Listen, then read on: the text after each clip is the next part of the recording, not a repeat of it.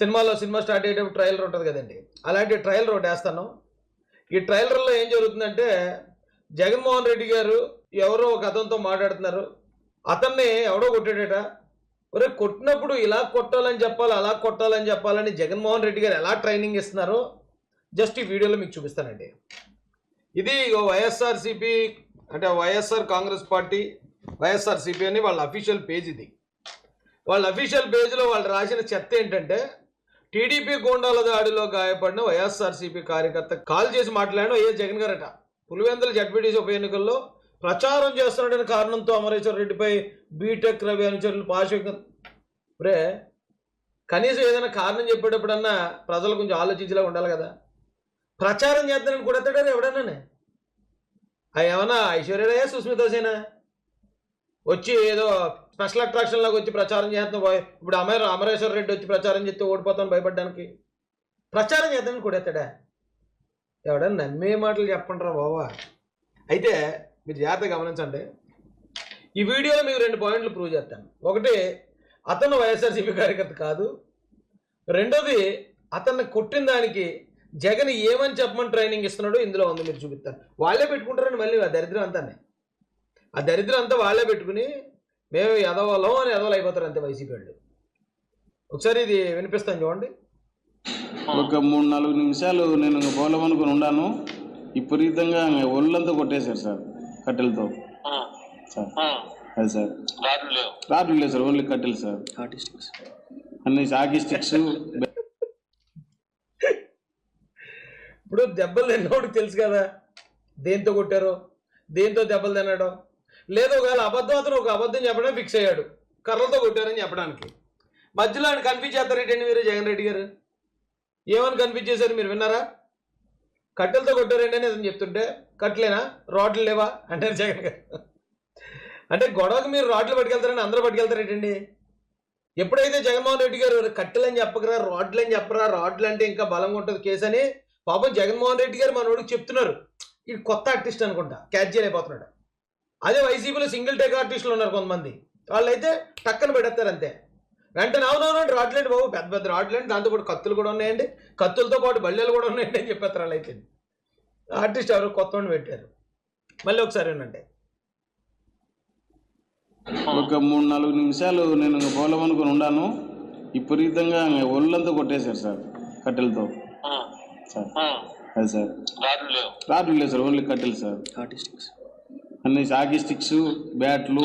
పక్క నుంచి ఎవడో హాకీ స్టిక్స్ ఏమండి, అసలు మన ఆంధ్రప్రదేశ్లో హాకీ ఆడతారా? హాకీ స్టిక్లు ఎవరింటి దగ్గర పడితే వాళ్ళ ఇంటి దగ్గర ఉంటాయా? అసలు సినిమాల్లో ఏదో స్టైల్గా ఉంటుందని హాకీ స్టిక్ పెడతారు తప్ప ఎవరి ఇళ్లల్లో కూడా హాకీ స్టిక్లు ఉండవు.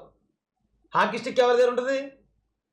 ఆ పక్కనోడు ఎవడో చెప్పాడు బుద్ధులేనాడు, హాకీ స్టిక్లతో కుట్టారని చెప్పాను. ఇది అన్నీ అదే హాకీ స్టిక్లతో కుట్టారండి అంటున్నాడు. కొంచెం ట్రైనింగ్ కొంచెం బాగా బండరా ఇచ్చేటప్పుడు. ఎందురా బాబు ఇలా దొరికేస్తారు మీరు? రాడ్లు లేవు సార్, ఓన్లీ కట్టెలు సార్. అన్ని హాకీ స్టిక్స్, బ్యాట్లు. ఇంకా హాకీ స్టిక్స్ అని మనోడికి అందుకని ఇంకా హాకీ స్టిక్స్, బ్యాట్లు, వికెట్లు, గ్లౌజులు, ప్యాడ్లు ఇవన్నీ వచ్చి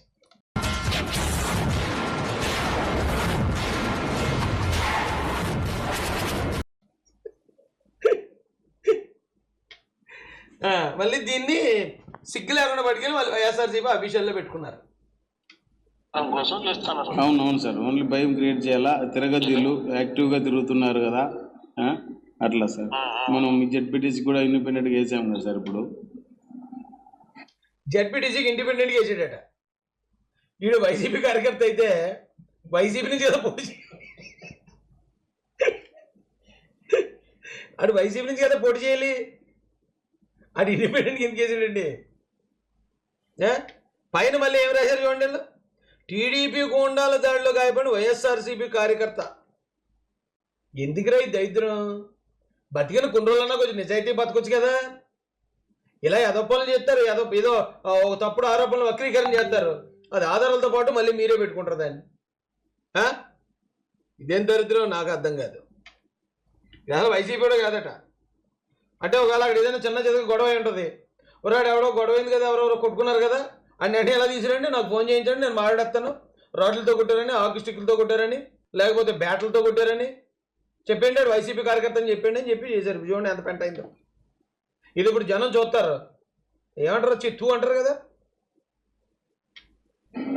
అంతా రాక్షసులు అయిపోయినారు కలియుగం అంటే ఇంకా ఈ పరిపాలన చూస్తేనే కలియుగం అనిపించింది. అదే సార్ కొంచెం ఎక్కడికి పోయినా కూడా కొంచెం మనుషుల్ని ఎక్కువ మందిని పెట్టుకొని పోతాడు. ఇదంతా రాక్షసులు ఇదంతా. జాగ్రత్తగానే ఉండు. రాజకీయాలంటే మనం తప్పదుగా దిక్కునాల్సిందే. చేస్తాం సార్, వాళ్ళు ఎంత చేసినా అంత గట్టిగా బంతిని అంత నేల కొడితే అంత ఏ చెప్తున్నాడు లీడింగ్ జగన్. ఇంక పాపం వాదార్చడం రాదు అతనికి. వాదార్పు యాత్ర ఏదో చేస్తాడు కానీ దెబ్బలు తిన్నవాడిని ఏం మాట్లాడాలో ఎలా వాదార్చాలో ఆయనకు తెలీదు. నువ్వు కూడా 10 మందిని వేసుకుని వెళ్ళంటున్నాడు. ఏది చూసినా ఆయన నోటంటో మాట వచ్చిందంటే అది హింసాత్మకంగానే ఉంటుంది తప్ప ఎవరైనా పెద్ద మనిషి ఏం చెప్తారండి? గొడవ అయిందని ఎలా కొట్టారంటే నువ్వు అర్జెంటుగా పోలీస్ స్టేషన్కి వెళ్ళు, కంప్లైంట్ చేయి, చట్టపరంగా ఆ తప్పు చేసినట్టు సంగతి మనం చూద్దామంటారా? లేకపోతే నువ్వు కూడా ఈసారి 10 మందిని వేసుకెళ్ళి నువ్వు అగ్గిపేటలు ఎట్టుకెళ్ళి అంటారా? ఇదేనేటండి ప్రజలకు నేర్పించేది? అయితే జగన్ ఇక్కడ ఏమన్నాడు ఏంటండి, రాక్షసులు అట్టండి. ఎవరండి? టీడీపీ వాళ్ళు, జనసేన వాళ్ళు. నిజమైన రాక్షసులు వైసీపీ వాళ్ళే, కానీ పిచ్చోడు ఎవడన్నా నువ్వు పిచ్చోడు అంటే ఒప్పుకుంటాడా? అయితే జగన్మోహన్ రెడ్డి గారిని ఆల్మోస్ట్ రాక్షసుడు అని చెప్పడానికి ఒక ఆవిడ వచ్చారండి.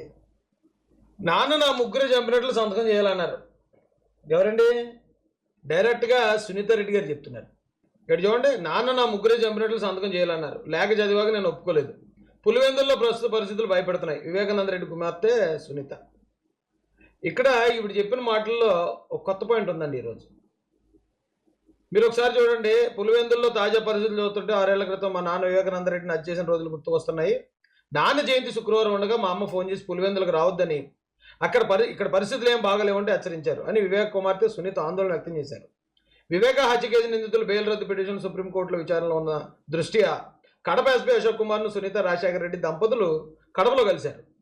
కేసు తాజా పరిణామాలు ఆయన వివరించారు. అనంతరం సునీత మీడియాతో మాట్లాడారు. మా తండ్రిని గొడ్డలతో నరికి చంపి గుండెపోటుగా చిత్రీకరించి ఆ మేరకు మీడియాలో ప్రచారం చేశారు. అంటే TV9, NTV, సాక్షి టీవీ కూడా గుండెపోటుని వేస్తారు. ఆ రోజు మనందరికీ తెలిసిందే. హత్య తర్వాత అక్కడికి వెళ్ళి నాకు లేఖ ఇచ్చారు. ఆదినారాయణ రెడ్డి, బీటెక్ రవి, అప్పట్లో తెదేపాలో ఉన్న సతీష్ కుమార్ రెడ్డి మా నాన్న చంపినట్టు ఆ లేఖపై సంతకం చేయాలన్నారు. నేను చేయలేదు, అది గుర్తు చేసుకున్నాను.